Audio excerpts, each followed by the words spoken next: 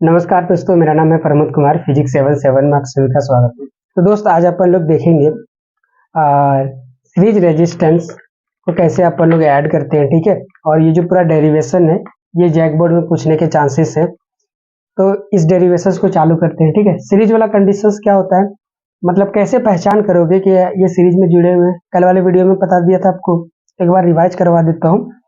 पहला रेजिस्टेंस का दूसरा इंड जहाँ पे खत्म होता है, दूसरे रेजिस्टेंस का वहां से चालू होगा, उसी तरह आगे दूसरा रेजिस्टेंस का जहाँ पे इंड खत्म हो रहा है, दूसरा इंड वहां से तीसरे का चालू होगा और फर्दर इस तरह चलता हुआ जाएगा। एक जहाँ खत्म हो रहा है, अगल का वहां से चालू हो रहा है, इस तरह करते आगे बढ़ेगा, तो अपन लोग उसे सीरीज कॉम्बिनेशन बोलते हैं, ठीक है। तो सीरीज कॉम्बिनेशन के कुछ कंडीशंस होते हैं, जब सीरीज में अपन लोग रेजिस्टेंस को कंबाइन करते हैं तो ये सारी बातें होती है। ये प्रैक्टिकली देखा गया है, इसीलिए आपको इस कंडीशंस को याद करना है, ठीक है।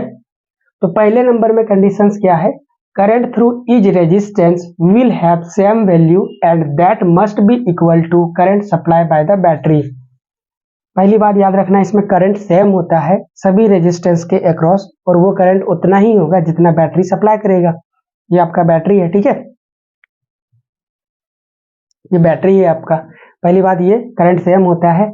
Potential of each resistance will be differ, सभी रेजिस्टेंस के अक्रॉस पोटेंशियल क्या होगा, डिफरेंट होगा। तो पहला रेजिस्टेंस के अक्रॉस जो पोटेंशियल है V1 मान लिया, दूसरे के साथ V2 मान लिया, थर्ड के अक्रॉस V3 मान लिया, ठीक है। तो जब आप इन तीनों पोटेंशियल को जोड़ोगे तो कितना मिलेगा, जितना बैटरी सप्लाई कर रहा है उससे ज्यादा थोड़े मिलेगा। तो तीनों को सम करने पे उतना ही मिल जाता है पोटेंशियल जितना बैटरी सप्लाई कर रहा है आपका, या जितना बैटरी का पोटेंशियल है। तो थर्ड पॉइंट वही चीज है, ईच सम होगा यहाँ पे, है ना।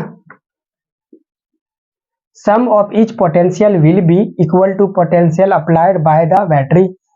तो सभी को पोटेंशियल को जोड़ेंगे तो बैटरी के पोटेंशियल के बराबर होगा। तो तीन बातों को आपको याद रखना है। ऑब्जेक्टिव क्वेश्चन में पूछ सकता है कि सीरीज कंडीशंस में कौन इक्वल होता है, आपका करंट इक्वल होता है या फिर रेजिस्टेंस इक्वल होता है, ठीक है। तो अपन लोग जानते हैं इस डायग्राम को देखकर, फ्रॉम ओम्स लॉ से जानते हैं V1 इक्वल टू क्या हो जाएगा, I इंटू R1 हो जाएगा, क्योंकि ओम्स लॉ अपन लोग को क्या बताता है, V इक्वल टू I हर होता है। तो पहले रेजिस्टेंस के लिए जिसका मान R1 है तो R1 रख दिया, और उसके अक्रॉस जो पोटेंशियल डिफरेंस है वो V1 है तो V1 रख दिया, ठीक है। तो ओम्स लॉ को यहाँ मुझे लिखना चाहिए था V इक्वल टू IR यहाँ पे।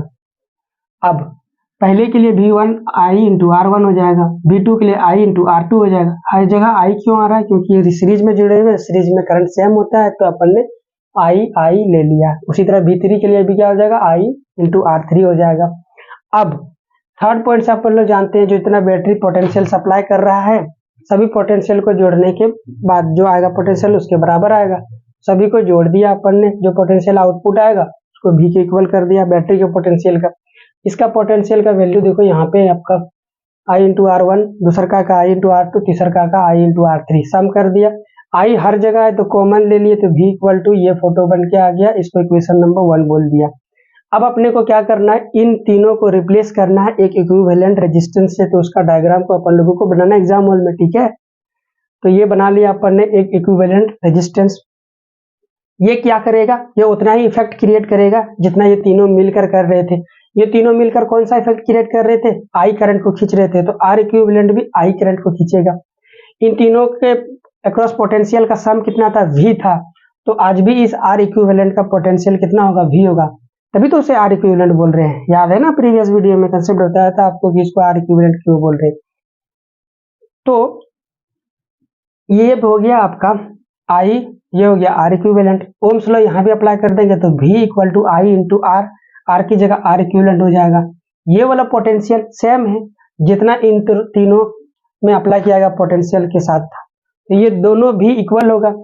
हल्का वाला V कहाँ चला गया, इस वाले V के जगह पे ये लिख दिया I इंटू R इक्विवेलेंट, और इस वाला V के जगह दूसरे साइड पे V लिखते, तो इस वाले V के जगह अपन लोग ये वाला फोटो लिख दिए।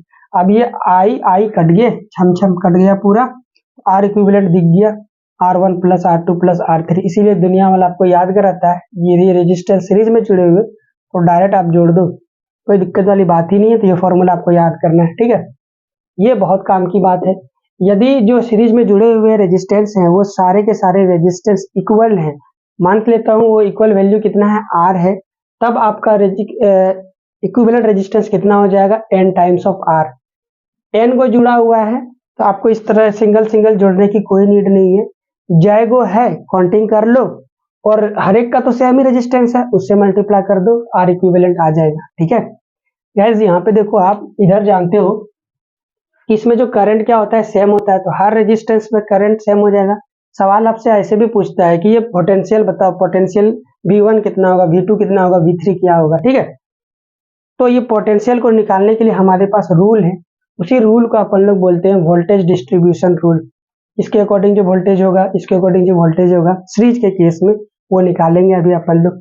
तो वो रूल यहाँ पे डायरेक्टली लिख दिया हूँ, ये फॉर्मूला आपको याद करना है। ठीक है, बहुत आसान रूल है, देखो ना, V1 है तो R1 है और नीचे R इक्विवेलेंट है, सभी पोटेंशियल का सम R1 प्लस R2, ये दो लोगों के लिए ही अप्लाई करोगे। ठीक है, तीन को रेजिस्टेंस हो जाएगा तो नहीं अप्लाई करेंगे, आपसे दो वाला ही पूछेगा। तो V1 है तो R1 upon R1 plus R2, और ये बैटरी का पोटेंशियल है, ये क्वेश्चन वाला देगा R1 R2 R3 सब क्वेश्चन वाला देगा, आपको बस फॉर्मूला में रखना है, पुट कर देना है, V1 का मान निकल लोगे आप, लिखा V1 क्या हो जाएगा R1 के अक्रॉस पोटेंशियल। उसी तरह V2 के लिए R2 upon R1 plus R2 into V, ध्यान से देखोगे तो कुछ सिमिलरिटी दिखाई देगा तो फट से याद हो जाएगा। ठीक है, तो दोनों के अकॉर्डिंग पोटेंशियल कितना हो गया V1 प्लस V2, दोनों को जोड़ेंगे तो अपने को इतना पोटेंशियल मिलेगा, तो यही वाला ये चीज है, ये तो पहले से जानते हो।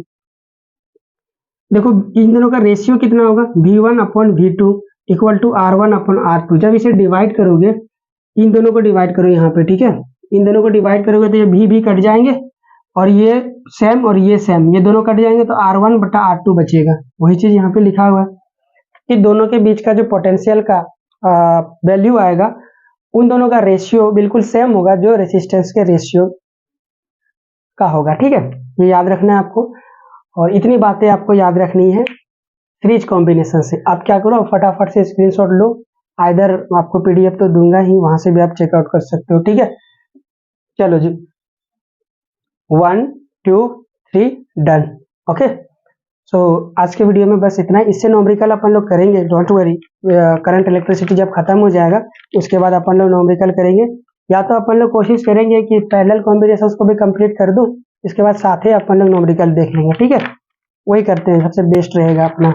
तो कल को नेक्स्ट वाले वीडियो में अपन लोग पैरेलल कॉम्बिनेशंस देखेंगे।